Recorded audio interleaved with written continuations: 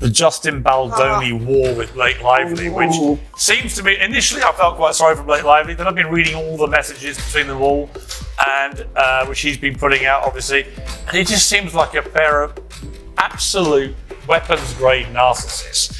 In Blake Lively's amended complaint, Blake Lively mentions that there are 2 other unnamed actresses from the set of It Ends With Us that can corroborate the same story, basically saying that Justin Baldoni is a very, very bad man. But did Hollywood Reporter?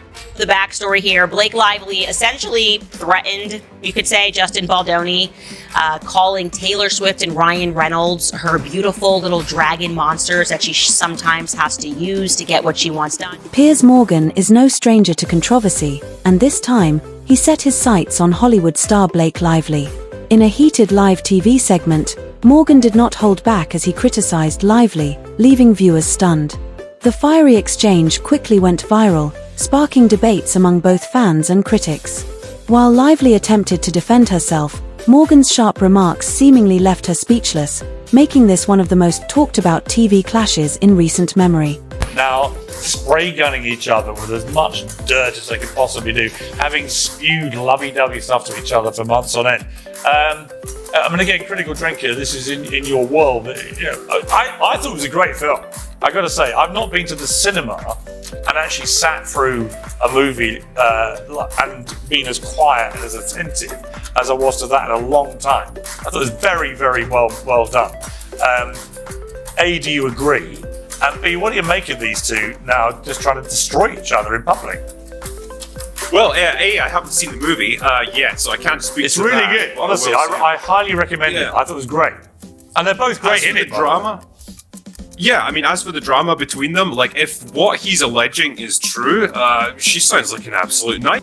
It Ends With Us, adapted from Colleen Hoover's 2016 best-selling novel, delves into profound themes such as domestic violence and misconduct. Lively portrays Lily Bloom, a character navigating a complex relationship that shifts from passionate love to painful turmoil. Due to the film's sensitive subject matter, a thoughtful promotional approach was essential, considering its potential impact on survivors and audiences alike.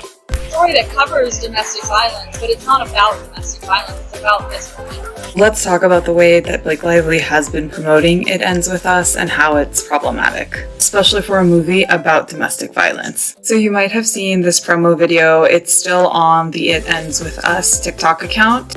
And in this video, she is sitting next to, I believe, Colleen Hoover, and she tells the viewer to grab your friends, wear your florals, and go see the movie, implying this is a lighthearted movie, rom-com, chick flick, and it most definitely is not. Full disclosure, I haven't seen the movie yet. I've seen a lot of TikToks about the movie, and I've heard that the movie itself and the domestic violence portrayed within it drew audible gasps within the movie theaters and then sobs from people as well. So marketing it as this is irresponsible. The other character's name in the film is Lily Bloom, and she has been wearing a floral. Critique here would be that it's not about you, and it's not. You don't often see messy women in film. I feel like this is a film that's important to be made because just as an actor, I am not often given the opportunity to tell the story of a woman that really experiences the entire spectrum of female or any human experience, you know? Like when you experience pain or trauma or darkness or sadness,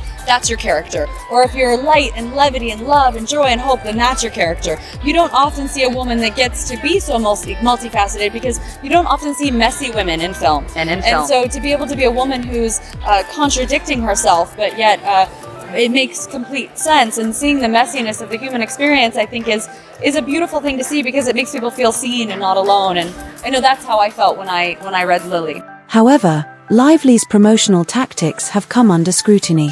Critics argue that certain marketing strategies appeared tone-deaf, especially given the film's serious themes. For instance, the launch of a haircare line and themed cocktails, such as While You Wait, a reference to the film's problematic character, were met with widespread criticism.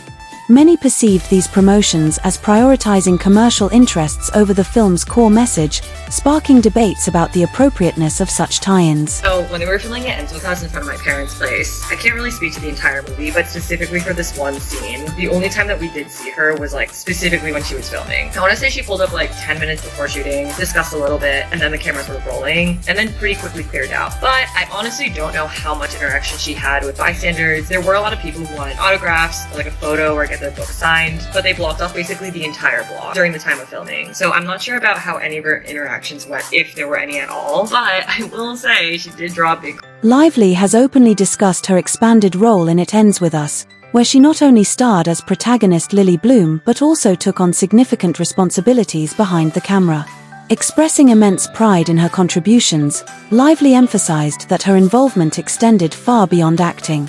She remarked, "The work I did as a producer was far more all-consuming than anything I did playing Lily. I was involved in everything, there wasn't a single aspect of this film I didn't touch."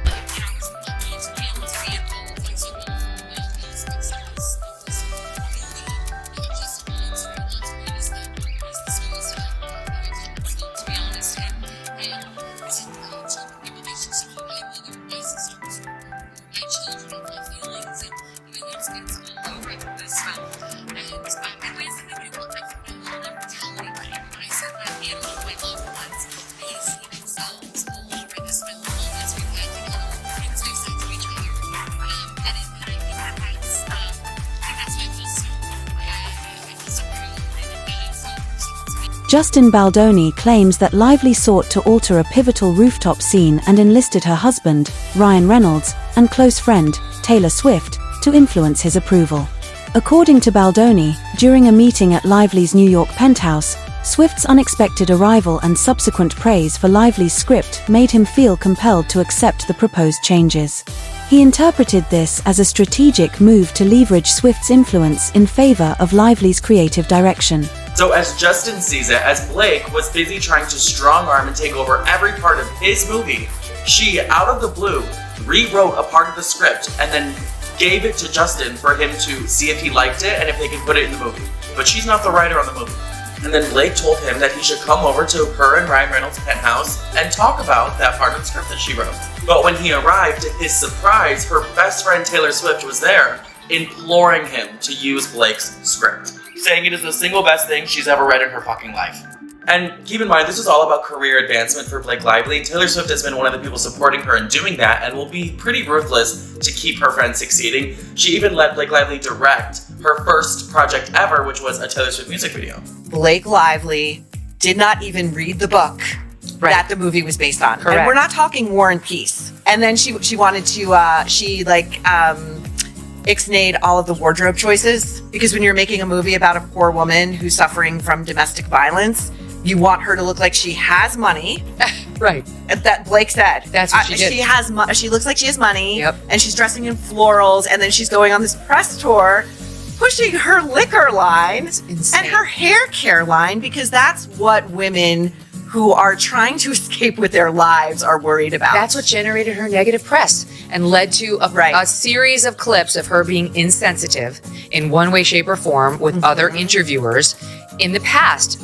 Further complicating matters, Baldoni alleges that Lively implied withholding Swift's song My Tears Ricochet from the film's trailer unless her editorial input was accommodated. He references a text exchange with a Sony executive, suggesting that Lively's approval of the trailer was contingent upon her editorial involvement, effectively using her relationship with Swift to sway production decisions. Blake Lively did not even read the book that the movie was based on. Correct. And we're not talking War and Peace. And then she wanted to, ixnayed all of the wardrobe choices, because when you're making a movie about a poor woman who's suffering from domestic violence, you want her to look like she has money. Right. That Blake said. That's what she did. She looks like she has money. Yep. And she's dressing in florals, and then she's going on this press tour, pushing her liquor line and her hair care line, because that's what women who are trying to escape with their lives are worried about. That's what generated her negative press. Reports indicate that Blake Lively has a history of alleged bullying toward her colleagues on the set of A Simple Favor. Her behavior reportedly contributed to a toxic work environment, with assistant director Barbara Seaman stating that she felt compelled to resign due to the distress caused by Lively's actions. As these allegations surface alongside ongoing legal disputes, they cast a shadow over Lively's professional conduct and raise concerns about her treatment of Blake Lively co-workers. was the reason an assistant director quit A Simple Favor. Allegedly, of course. And we learned this from Henry Golding's post. Henry Golding, who was in A Simple Favor, made a post with a poster for another Simple Favor, and under his post, Barbed Wire TV had commented, "I worked with you on the first one. My experience with everyone was absolutely amazing, except for a certain someone who is the reason I quit being an AD. Guess who that person is? Wish you all the best with this though." And Barbed Wire TV went on to say, "I want to avoid attention around this, but I will say she was cruel to many. I know I cried my way home many nights because you try so hard to please someone who is never pleased and puts you down constantly. I can't believe it's actually getting back at her. Karma is real." And Barbed Wire TV, whose real name is Barbara Jaworski, definitely seems to work in like the production world. And for further proof, here's her IMDb. Seems to be under her maiden name. Says she's known for Barbed Wire TV, which obviously that's even her account name. Under projects, you'll see A Simple Favor. She was the 4th assistant director. So not only did we learn that she quit, but apparently she made many people cry behind the scenes, allegedly. What are your thoughts on the escalating controversy between Blake Lively and Justin Baldoni? Do you believe Lively was genuinely advocating for others, or did she cross a line? Share your opinions in the comments below.